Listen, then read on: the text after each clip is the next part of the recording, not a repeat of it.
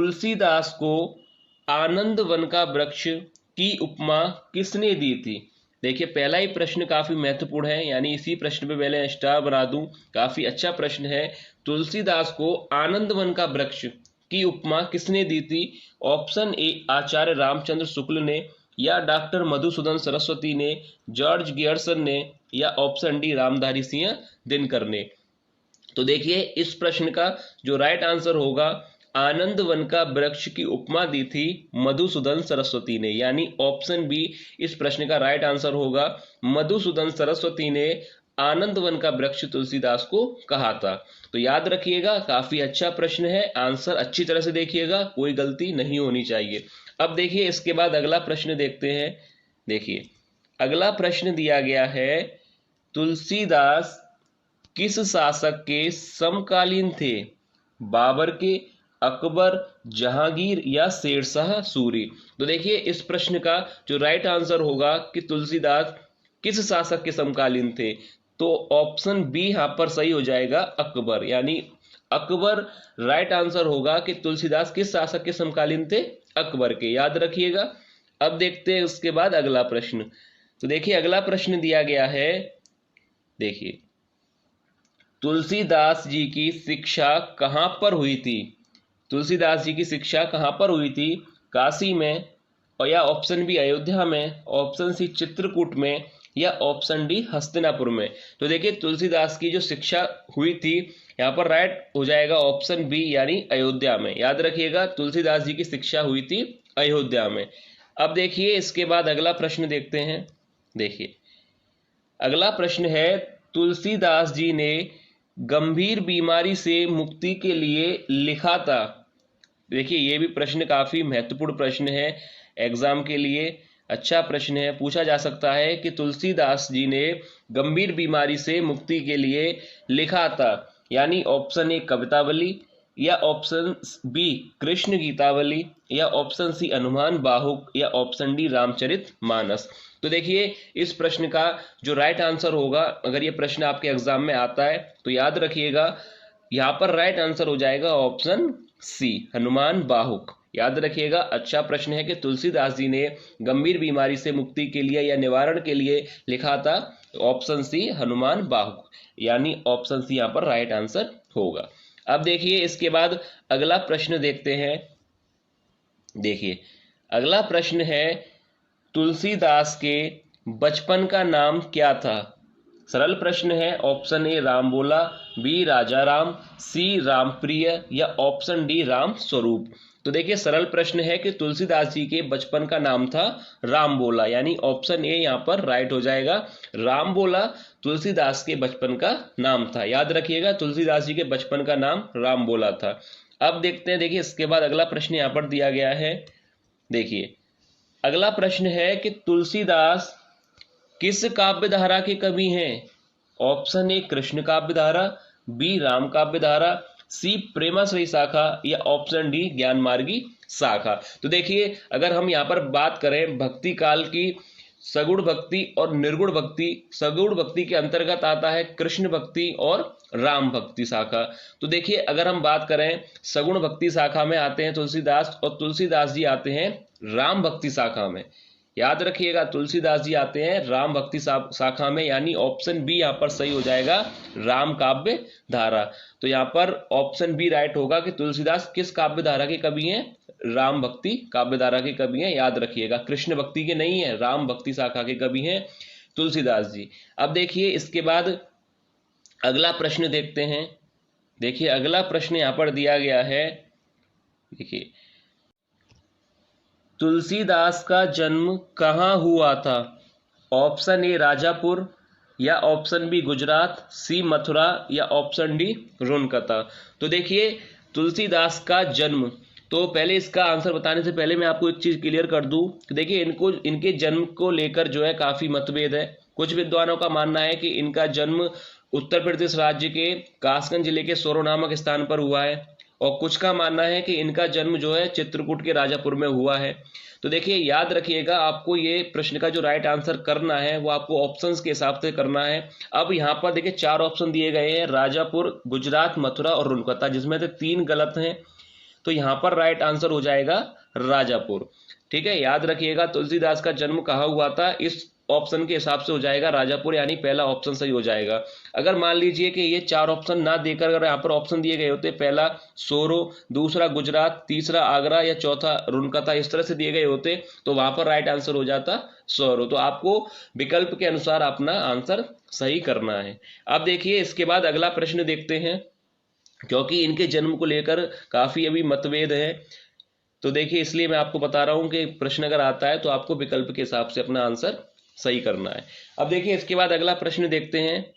देखिए अगला प्रश्न यहाँ पर दिया गया है, देखिए तुलसीदास के पिता का नाम क्या था? Option A Gangaram, B Atmaram, C Nanddas या डी रामदास।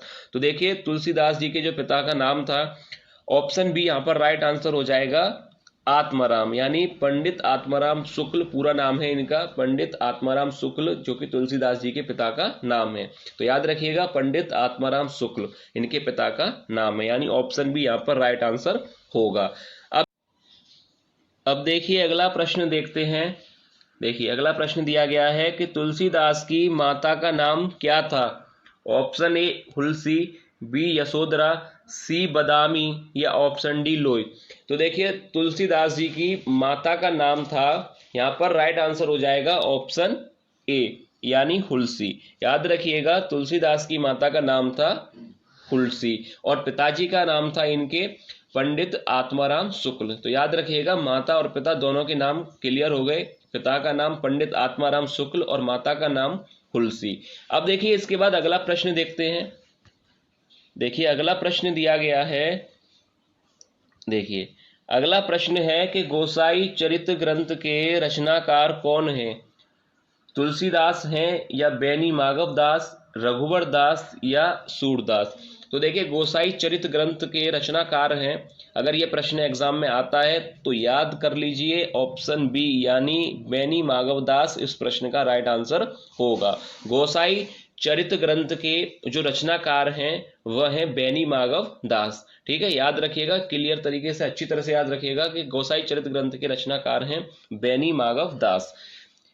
अब देखिए इसके बाद अगला प्रश्न देखते हैं। देखिए अगला प्रश्न यहाँ पर दिया गया है जो कि काफी ज्यादा महत्वपूर्ण है, तुलसीदास को अनुप्रास का बादशाह किसने कहा था? तुलसीदास को अनुप्रास का बादशाह किसने कहा था? पहले मैं यहाँ पर इंपोर्टेंट लिख दूं, काफी अच्छा प्रश्न है एग्जाम के लिए। तुलसीदास को अनुप्रास का बादशाह किसने कहा था? ऑप्शन ए आचार्य रामचंद्र शुक्ल ने, या लाला भगवान दीन ने, महावीर प्रसाद द्विवेदी ने या उदय भानु सिंह ने। तो देखिए तुलसीदास को अनुप्रास का बादशाह किसने कहा था? अच्छा प्रश्न है, एग्जाम में पूछा जा सकता है। तो याद रखिएगा इस प्रश्न का जो राइट आंसर होगा ऑप्शन ए यानी आचार्य रामचंद्र शुक्ल।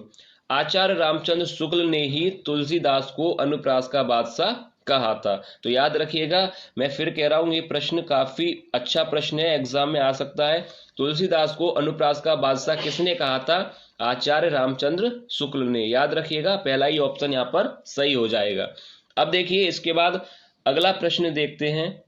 देखिए अगला प्रश्न दिया गया है, देखिए तुलसीदास को रूपक का बादशाह किसने कहा था? अब देखिए ये प्रश्न भी काफी अच्छा प्रश्न है, ये भी प्रश्न एग्जाम में आ सकता है। रूपक का बादशाह किसने कहा था तुलसीदास को? ऑप्शन दिए गए हैं आचार्य रामचंद्र शुक्ल, लाला भगवान दीन या महावीर प्रसाद द्विवेदी या उदय भानु सिंह। तो देखिए रूपक का बादशाह किसने कहा था?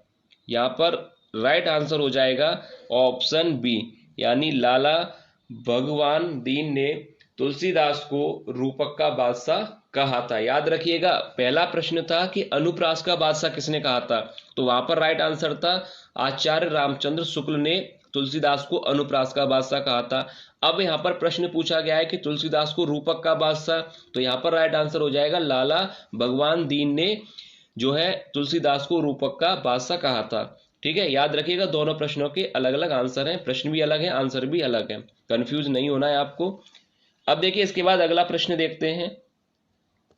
देखिए अगला प्रश्न फिर देखिए काफी महत्वपूर्ण प्रश्न है कि तुलसीदास को उत्प्रेक्षा का बादशाह किसने कहा। देखिए ऐसे ही प्रश्न जो है एग्जाम में आने के चांसेस रहते हैं। अब यहाँ पर पूछा गया है कि तुलसीदास को उत्प्रेक्षा का बादशाह किसने कहा। आचार्य रामचंद्र शुक्ल ने, लाला भगवान दीन ने, महावीर प्रसाद द्विवेदी ने या उदय भानु सिंह ने। तो देखिए अब यहाँ पर जो राइट आंसर होगा कि उत्प्रेक्षा का बादशाह किसने कहा था, तो यहाँ पर जो राइट आंसर हो जाएगा, याद रखिएगा ये भी प्रश्न काफी अच्छा प्रश्न है। तो यहाँ पर प्रश्न का जो राइट आंसर होगा उत्प्रेक्षा का बादशाह, यानी ऑप्शन डी यहाँ पर राइट आंसर हो जाएगा, उदय भानु सिंह ने, यानी ऑप्शन डी यहाँ पर सही हो जाएगा।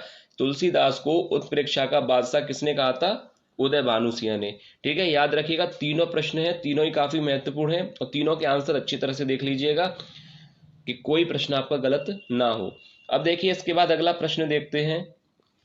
देखिए अगला प्रश्न यहाँ पर दिया गया है, तुलसीदास की रचना दोहावली में कितने दोहे हैं। देखिए सरल प्रश्न है कि तुलसीदास की रचना दोहावली कितने दोहे हैं। इसमें 604 हैं, 573 हैं, 575 हैं या 572 हैं।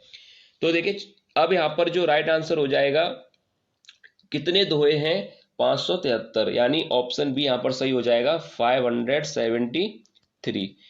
ऑप्शन बी यहाँ पर सही होगा। याद रखिएगा कितने दोहे हैं इसमें, 573, यानी 575 दोहे हैं इसमें। अब देखिए इसके बाद अगला प्रश्न देखते हैं जो कि आज की वीडियो का लास्ट प्रश्न है। देखिए रामचरितमानस में कुल कितने कांड हैं, 8 या ऑप्शन बी 9, ऑप्शन सी 6 या डी 7। तो देखिए रामचरितमानस में कुल कितने कांडों में विभाजित है, तो याद रखिएगा ऑप्शन डी सही हो जाएगा, 7, यानी 7 कांडों में रामचरितमानस के अध्याय विभाजित हैं, यानी ऑप्शन डी यहाँ पर राइट आंसर होगा।